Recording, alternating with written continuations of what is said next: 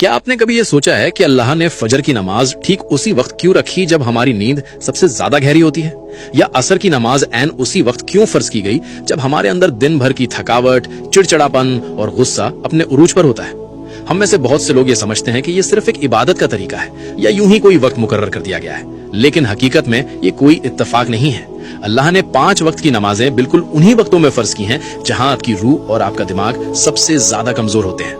दिन की शुरुआत फजर से होती है, दुनिया से मिलने से पहले अल्लाह से मुलाकात। सुबह के वक्त आपके जिस्म में एक खास हार्मोनल बदलाव होता है जिसे medical science cortisol awakening response कहती है। ये वो वक्त है जब रिस्क अता किया जा रहा होता है और फरिश्ते अपनी ड्यूटी बदल रहे होते हैं। अगर आप इस वक्त सोते रह गए तो आपने अपने पूरे दिन की बुनियाद ही कमजोर कर दी। फिर आता है जोहर का वक्त।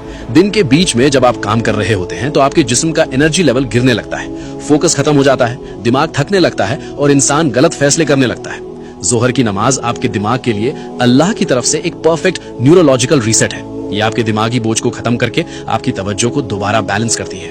अब बात करते हैं असर की, जिसे जज्बाती कमजोरी का वक्त कहा गया है। शाम से पहले के इस वक्त में इंसान अक्सर गुस्से में होता है, दूसरों पर भड़ास निकालता है और सबसे ज्यादा गलतियां करता है। इसीलिए अल्लाह ने कुरान की सूरे अल असर में वक्त की कसम खाई है। असर की नमाज एक हिफाजती रुकावट है जो आपको जज्बाती तौर पर टूटने से बचाती है। इससे पहले कि हम मगरिब और इशा के एक बहुत बड़े राज की तरफ बढ़ें, इस वीडियो को अभी अपने दोस्तों और अजीजों के साथ शेयर जरूर करें ताकि वो भी नमाज की इस खूबसूरत हकीकत को समझ सकें। मगरिब, बदलते हुए लम्हों का वक्त। जब सूरज गुरूब होता है तो आपका दिमाग दिन की रफ्तार से निकलकर आराम की तरफ जाने लगता है। ये एक ऐसा ट्रांजिशन का वक्त है जिसके बारे में हमारे प्यारे नबी हजरत मोहम्मद सल्लल्लाहु अलैहि खास तौर पर तंबीह फरमाई है। जब रात दाखिल होती है तो गैब की मखलूक ज्यादा एक्टिव हो जाती है। मगरिब सिर्फ एक नमाज नहीं बल्कि अंधेरे की दहलीज पर मिलने वाली एक मजबूत हिफाजत है। और आखिर में इशा, अंदर की दुनिया की हिफाजत।